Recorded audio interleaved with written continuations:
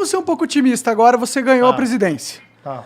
E qual que é o primeiro passo? Ó, uma das maiores dificuldades que você vai ter é o Congresso. Sim. O Congresso ele é composto só dos maiores mafiosos do Brasil, em sua maioria, vamos dizer, tem gente boa lá, como tem na maioria dos lugares, mas é um lugar difícil de se lidar, certo?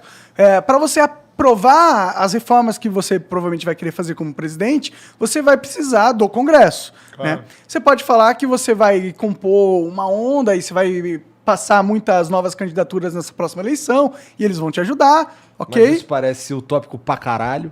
A verdade é que não vai conseguir a maioria do Congresso, ainda vai ter que lidar com os caras, né? Como que você lida com os caras? Porque esse foi um dos maiores problemas do Bolsonaro ele como presidente, entendeu? Tipo, ele queria governar, mas ele por ser o Bolsonaro, ser inábil de se comunicar, inábil politicamente, ele teve que comprar os caras, entendeu? Comprou com as verbas, qual que é o nome? Emendas emendas auxiliares. As emendas, como é que é? Não, auxiliares? Deve ser isso. Emendas, Orçamento secreto. Isso, orçamento exato. secreto. Que é bilhões e bilhões que ele usa pra meio que ganhar poder político ali Abraçou dentro. o Centrão.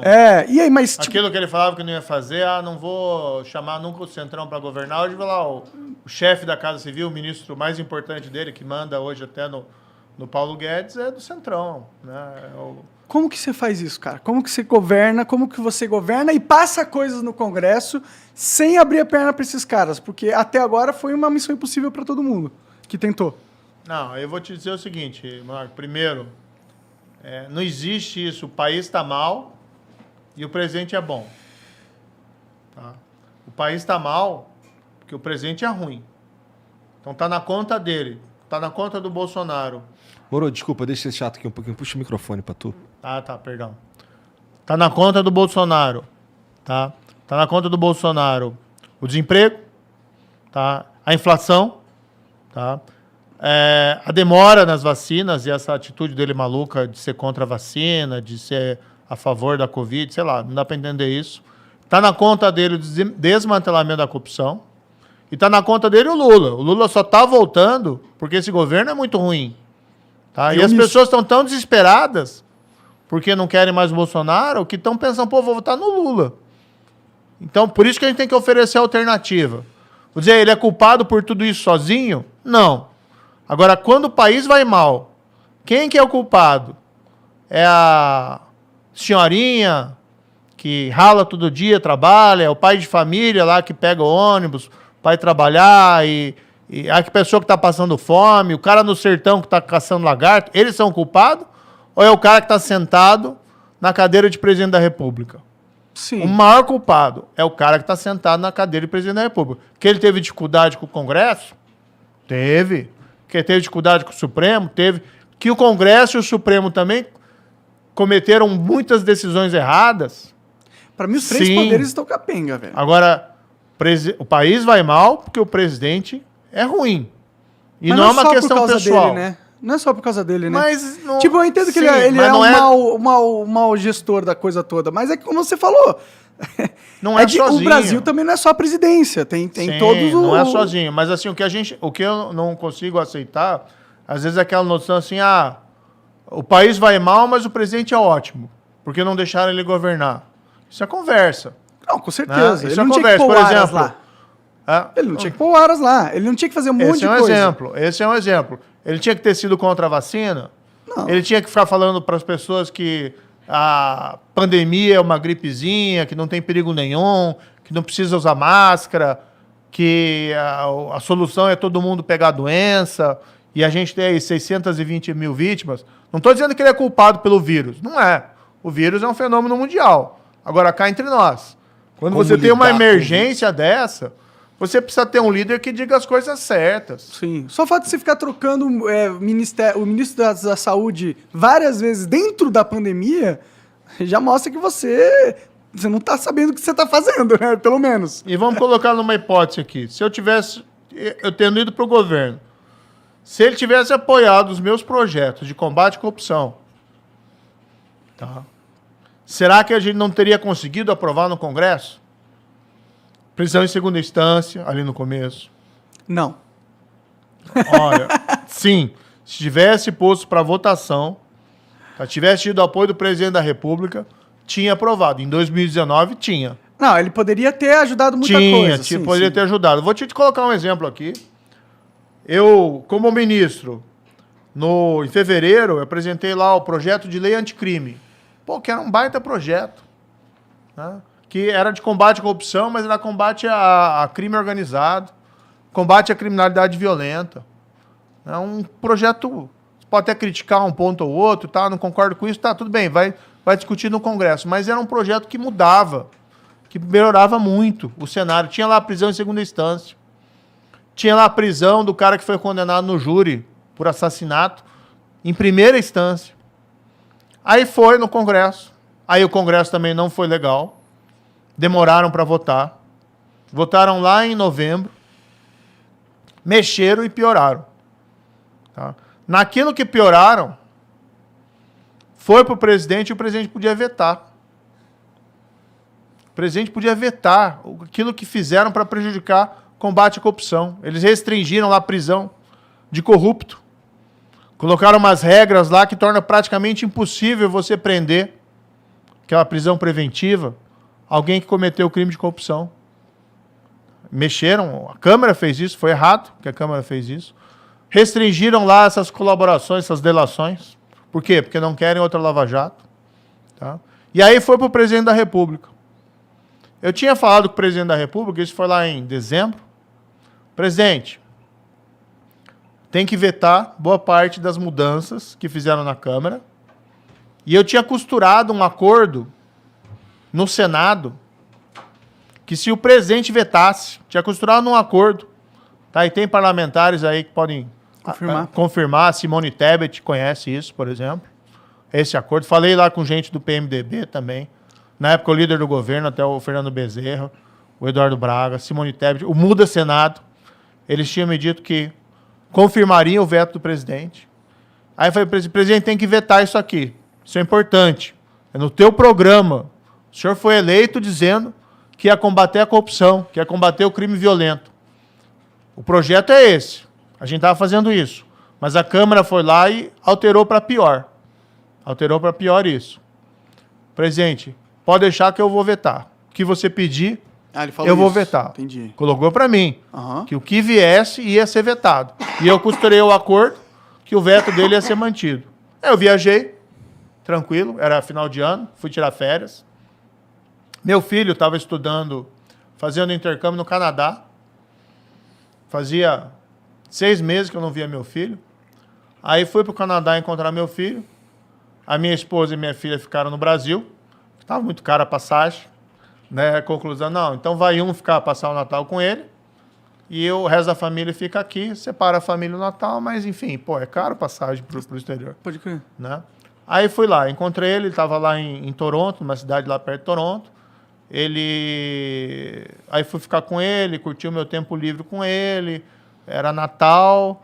No dia 23 de dezembro, a gente pegou um carro e foi para uma estação lá de esqui, que ele gosta de esquiar. É caro também, mas estava fazendo um esforço ali. Natal, pô. Para Natal, para ele poder esquiar.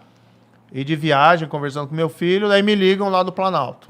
O ministro lá que auxiliava o Bolsonaro, e me diz, olha, o negócio é o seguinte, o presidente vai vetar, vai acolher parte dos seus pedidos de veto, e outros não. E assim, ele concordou em vetar aquilo que era menos importante. Entendi. Aquilo que era mais importante, que ele precisava vetar, por exemplo, diminuir a possibilidade de prisão de corrupto, ele não vetou, e podia ter vetado. Tinha tal que criaram lá o tal do juiz de garantia, que é um negócio que dificulta. O Brasil não está preparado para isso. Ele podia vetar, ele não vetou. E aí ele me liga, eu paro o carro, tento ligar para ele várias vezes, ele não me atende. Até que eu consigo, né? Sigo a estrada, chego lá no lugar onde eu ia, a gente para almoçar, mas consigo lá que ele me ligasse. Aí ele me liga, estou almoçando com meu filho, saio ali do restaurante para falar e ele me disse o seguinte: Moro, eu não vou vetar essa parte e tal. Cara, eu não sou um cara de me humilhar, entendeu? Mas eu implorei pro presidente, ao telefone. Falei, gente, compromisso que o senhor teve nas eleições, combate à corrupção, combate ao crime violento. É importante que o senhor vete tudo ali que a gente está pedindo. Falei, ficamos ali quase meia hora falando, e eu pedindo. Moro, quando você voltar, a gente se encontra que eu vou explicar para você. Explicar o quê? Né? Não tinha o que explicar, e daí ele não vetou. E foi publicada essa lei, com os vetos que ele não deu, no dia 24 de dezembro, Natal, véspera de Natal. Por que ele fez isso? Porque no Natal ninguém está pensando nisso. No Natal as pessoas estão pensando na renda, no presente. Sim, tá todo mundo Né? curtindo. Tá todo mundo distraído. Sim. Eu lembro Então- desse dia, dessa notícia aí, realmente foi... Eu fiquei meio broxado pra caralho também. Cara, eu fiquei indignado. Eu tava lá, aquele foi o momento assim que caiu toda a ilusão que eu tinha, né? Que eu tinha tido o negócio do COAF, tinha tido lá as declarações dele que queria interferir na Polícia Federal, tinha tido lá a nomeação de sabe Deus quem lá, que nem era a melhor pessoa para procurador-geral, que era um cara que falava mal da Lava Jato. Né? Foi a primeira Aras, vez né? que foi nomeado um cara que não tava na lista lá. Na dos- lista tríplice. Né? E um cara que falava mal da Lava Jato. Aí o cara é eleito, dizendo que suporta a Lava Jato, e ele nomeia um cara que fala mal da Lava Jato. Né? Aí, assim, aquele momento... É que ele falou que ele acabou com a Lava Jato porque acabou a corrupção no governo dele. Conversa fiada, né? Ele tá abraçado lá com gente que foi... Não é nada pessoal, entendeu? Mas hoje, por exemplo, um dos caras que manda no governo é o Valdemar da Costa Neto, que é o cara que foi condenado por suborno no Mensalão, que era o cara que estava com o Lula. Então ele pegou os caras que estavam com o Lula e tá tudo com ele hoje. Sim. Né? E o cara vem falar que é contra a corrupção. Então, mas daí ele não vetou, né? Eu penso, porra, que presente de Natal que o cara Te deu. me deu, né? Que estragou a minha viagem com meu filho e tal, mas aí Tu não, ficou chateadaço mesmo? vou curtir o meu filho Ah, e que tal, bom, que bom, esqueça, né? que bom, Vamos que bom. bola pra frente. Aí eu até tenho um Twitter meu, né? Um tweet, desculpe. Que eu tava andando lá ainda em Toronto, aí eu encontro uma estátua do Churchill lá numa praça em Toronto. E tem aquela famosa frase dele, do discurso dele, né? Que quando a França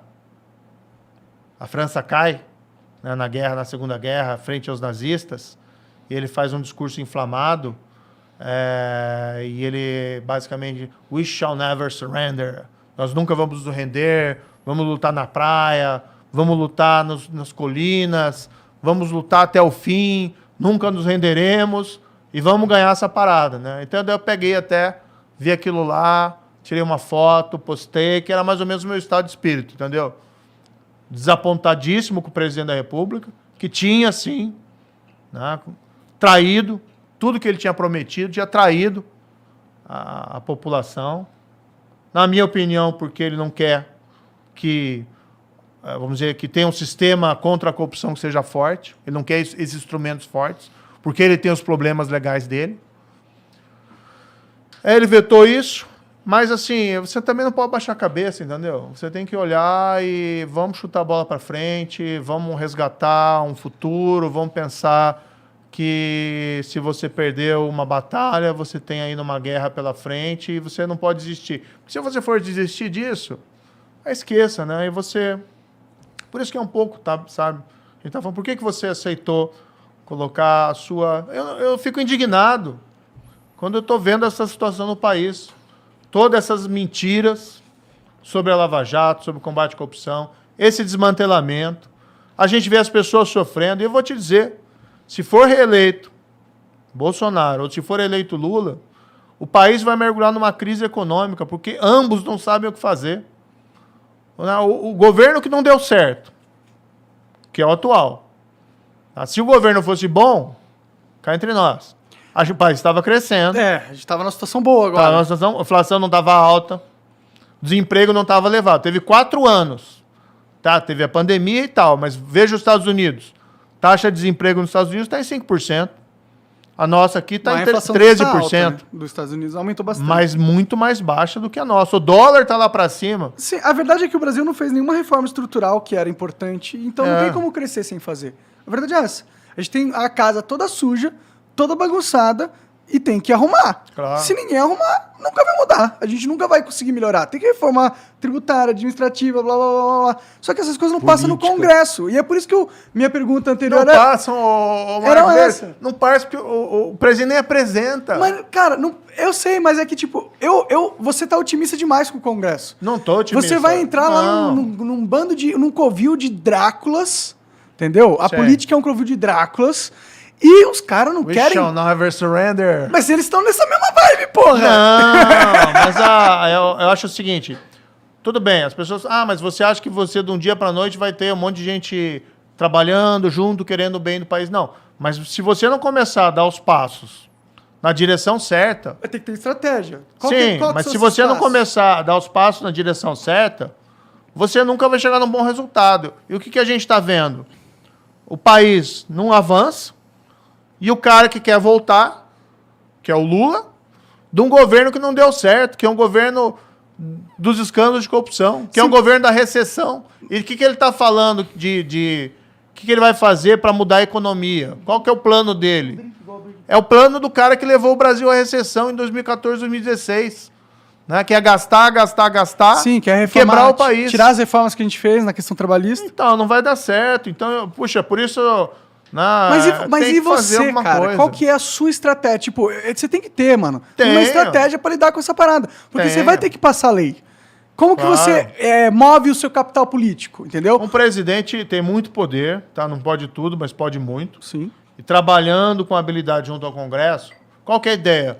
Esse período de 2022 não é só para trabalhar nas eleições e construir essa... agora a gente tem pré-campanha, né? Mas construir esse projeto. É você também pegar apoio político para esse projeto. O que você tem que fazer?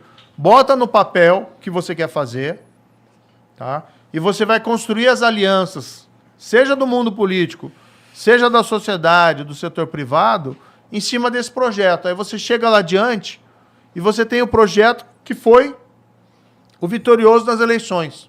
Você tem um mandato para isso. Olha, eu fui eleito com isso. Então, reforma tributária.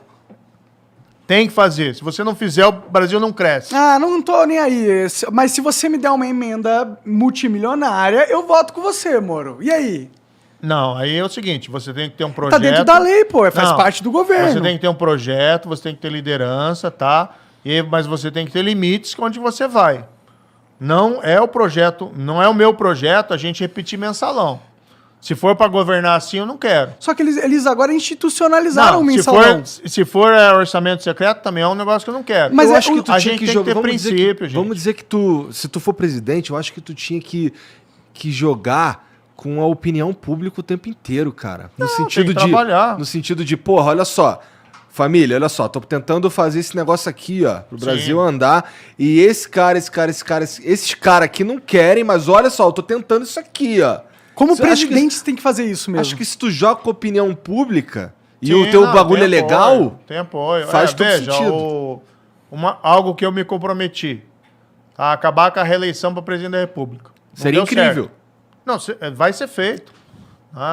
Eu me comprometi, pode escrever na pedra. Tá? E se tu não conseguir, tu faz o quê? Vou te dizer, se eu te Tu, mandar... tu vai lá e concorre à reeleição? Não, veja só.